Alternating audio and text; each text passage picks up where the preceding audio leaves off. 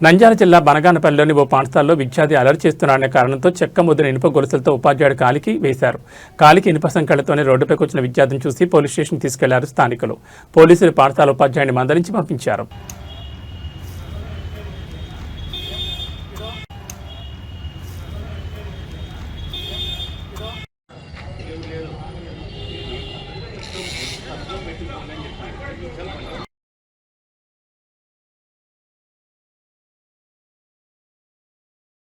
Yeah sir కట్టినారు? Sir పేరు చెప్పు.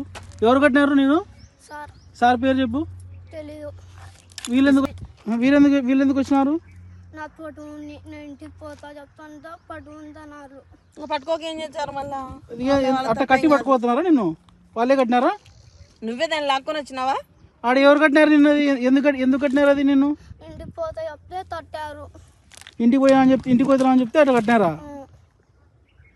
అట్లా కట్టకూడదు కదమ్మా. ఆడే ఊకోక తీసుకొని పోండి అని అంటున్నా నేను.